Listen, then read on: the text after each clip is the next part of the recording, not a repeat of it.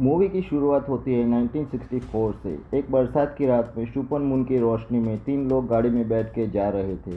गणेश और ललिता जो भागकर शादी करने के लिए आए हैं, और उनके साथ है उनका दोस्त मनोहर। ये तीनों गाड़ी में बैठकर जा रहे हैं। मनोहर गणेश और ललिता को उनकी शादी में हेल्प कर रहा है ऐसा लगता है, लेकिन असल में उसका इरादा कुछ अलग है। वो ललिता से प्यार करता है और उससे शादी करना चाहता है। रास्ते में उन्हें कीचड़ से लदी गाड़ी मिलती है जो उनके रास्ते में एक भारी एंजल की मूर्ति ले जा रही थी, जो एक अकेले आदमी से ले जानी मुश्किल थी। रास्ते के साइड से वो तीनों समंदर के किनारे मनोहर के घर पहुंचते हैं और रात के लिए वहीं रुक जाते हैं। बाद में मनोहर नशा करता है और अपनी कार से पिस्तौल निकालता है और गणेश और ललिता को मारने की सोचता है। दोनों को मारने के इरादे से वो गाड़ी से बाहर निकलता है। जैसे ही वो बाहर निकलता है, वो देखता है कि सड़क पे लगी हुई लाइट टिमटिमा रही है। वो देखने के लिए आगे बढ़ता है। इससे पहले कि वो कुछ कर पाता, उसे एक गोली चलने की आवाज़ सुनाई देती है। दौड़कर वो अपने घर पहुंचता है जहां उसने गणेश और ललिता को छोड़ा था।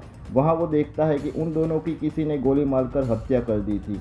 गणेश में थोड़ी जान बाकी थी, तो मनोहर उससे हत्यारे के बारे में पूछता है और उसका नाम सुनने के बाद मनोहर चौंक जाता है। अब कहानी शुरू होती है 60 साल बाद की, जहां वसंत और अरण्या की शादी हो चुकी है, लेकिन अक्सर उन दोनों में झगड़ा होता रहता है।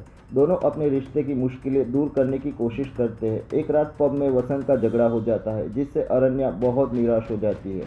तो वसंत उसे मनाने के लिए कहीं घूमने जाने का प्रस्ताव रखता है। अरण्या वसंत को उनके नए टाउनशिप में लिए नए अपार्टमेंट में छुट्टी गुजारने के लिए कहती है। उन्होंने जिस टाउनशिप में अपार्टमेंट लिया था, वहाँ वो पहले ही ओनर थे। वहाँ और कोई दूसरा नहीं रहता था। रास्ते से गुजरते वक्त वो उसी 1964 की एंजल की मूर्ति के पास से गुजरते हैं।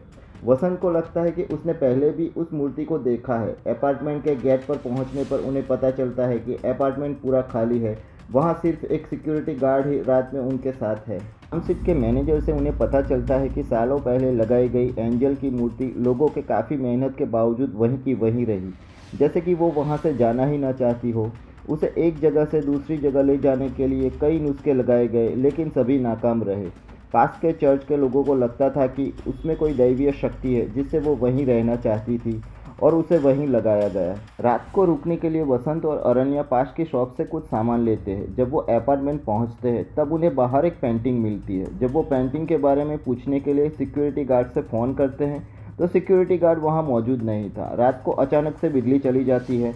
अब वहां सिक्योरिटी गार्ड मौजूद नहीं था, तो अरण्या और वसंत दोनों पावर बैकअप चालू करने के लिए जाते हैं। पावर बैकअप पार्किंग एरिया में था। वहां पार्किंग एरिया में अरण्या को कोई अजनबी दिखाई देता है, लेकिन वो उसको ठीक से देख नहीं सकी। लेकिन अरण्या को यकीन था वहां उन दोनों के अलावा कोई और है। वसंत और अरण्या वापस अपार्टमेंट पहुंचते हैं। ठीक उसी समय दरवाजे की घंटी बजती है और दोनों चौंक जाते हैं, क्योंकि उन्होंने किसी को नहीं बताया था कि वो दोनों छुट्टी मनाने के लिए अपार्टमेंट में जा रहे हैं।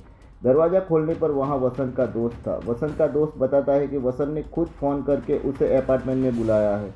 वो खुद भी परेशान था कि इतनी रात को वसंत ने उसे फ़ोन क्यों किया, जबकि वसंत उसे कहता है कि उसने कोई फ़ोन नहीं किया। वसंत उसे कहता है कि उसे यहाँ कोई परेशानी नहीं है, और थोड़ी देर बाद वसंत का दोस्त वहाँ से चला जाता है। अरण्या को अपने सामने वाले अपार्टमेंट में रोशनी दिखाई देती है, जैसे कि वहाँ कोई रह रहा है, जिस बात से अरण्या चौंक जाती है, क्योंकि उन्हें बताया गया था कि पूरा अपार्टमेंट खाली है। जब वो लोग उस अपार्टमेंट में जाके देखते हैं, तब वो चौंक जाते हैं, क्योंकि उस अपार्टमेंट की सजावट बिल्कुल उनके घर जैसी ही थी। वहाँ फर्नीचर भी एक जैसा ही था, वहीं पेंटिंग थी जो उन्हें अपार्टमेंट में मिली थी। और भी चौंकाने वाली बात यह थी कि वहाँ भी एक और अरण्या और वसंत थे, जो बिल्कुल उनके हमशक्ल थे। जब दोनों वापस अपने अपार्टमेंट पहुंचते हैं, तब उनके अपार्टमेंट में एक पर्दा आग पकड़ लेता है। एक बार जब वो उसे बुझा देते हैं, तो ऐसा लगता है कि जैसे कुछ हुआ ही नहीं। पर्दा वैसा का वैसा ही था। दोनों देखते हैं कि उनकी पेंटिंग टूटी हुई है, लेकिन थोड़ी देर बाद वो पेंटिंग पूरी तरह से ठीक होकर वापस प्रकट हो जाती है। घबराई हुई अरण्या मदद के लिए अपने दोस्तों को और पुलिस को फ़ोन लगाती है। वसंत एक चिट्ठी लिखता है कि वो उनके लिए कोई समस्या नहीं करेंगे, बस वो रात यहाँ रुककर सुबह चले जाएंगे। और वो चिट्ठी वो अपने सामने वाले अपार्टमेंट के अपने हमशक्ल के घर के दरवाजे पे छोड़ देता है। लेकिन जब वो वापस अपने अपार्टमेंट पहुंचता है, तो वो चिट्ठी उसके अपार्टमेंट वापस पहुंच जाती है। अचानक से वसंत का हमशक्ल वसंत के अपार्टमेंट में घुस जाता है और वसंत को मारने लगता है। वसंत उससे जूझता है, लेकिन बाद में अरण्या बीच बचाव करती है, जिससे वसंत का हमशक्ल वहां से भाग जाता है। धीरे धीरे वसंत को ये एहसास होता है कि ये अजीबोगरीब घटनाएं तब होती है जब वो दोनों अपार्टमेंट के बीच एक गहरे अंधेरे एरिया को पार करते हैं। हालांकि वो पूरी तरह नहीं समझ पाता, लेकिन उसे लगता है कि यह अंधेरा ही उनकी परेशानियों की चाबी है। हर बार जब वो इससे गुजरते हैं तब वो एक अलग समय रेखा में चले जाते हैं। एक समय रेखा में वो खुद अपने दोस्त को मदद के लिए बुलाता है, लेकिन दोस्त को कॉल लगाने से पहले वो दूसरे समय रेखा में पहुंच जाता है। एक समय रेखा में पर्दे में आग लग जाती है और वह उन्हें बुझा देते हैं, और दूसरी समय रेखा में पर्दा जैसा था वैसा हो जाता है। एक समय रेखा में उन्होंने बिजली बैकअप चालू करने के बाद सभी मोमबत्तियां बुझा दी थी, लेकिन दूसरी समय रेखा में सभी मोमबत्तियां जली हुई थी। इसका पता लगाने के लिए वसंत और अरण्या फिर से अंधेरे को पार करते हैं। इस बार वसंत और अरण्या दोनों वसंत को एक दोस्त के साथ बातचीत करते हुए देखते हैं, जहां वसंत फोन पर कहता है कि उसे पब में हुई घटनाओं को भूल जाना चाहिए। वो लड़की दरअसल अनन्या की दोस्त ही थी। वसंत को पेंटिंग भी उसी ने भेजी थी। अरण्या उस बातचीत को गलत समझती है। उसे शक था कि हो ना हो वसंत का उसके दोस्त के साथ अफेयर है। वसंत उसे समझाने की कोशिश करता है, लेकिन अरण्या उसे छोड़कर अकेले ही अंधेरे की ओर भाग जाती है। वसंत उसका पीछा करता है, लेकिन बहुत देर हो चुकी थी। अरण्या किसी और समय रेखा में प्रवेश कर चुकी थी। अब अकेले वसंत को पुलिस हिरासत में ले लेती है। जो अरण्या ने एक समय रेखा में मदद के लिए पुलिस और अपने दोस्तों को फ़ोन किया था। अरण्या अचानक से गायब हो गई थी और वसंत को उसे ढूंढना ही था। वो वहां पुलिस पे हमला करता है। थोड़ी मुठभेड़ के बाद वसंत वहां से भागने में कामयाब होता है और अपार्टमेंट की ओर वापस लौटता है।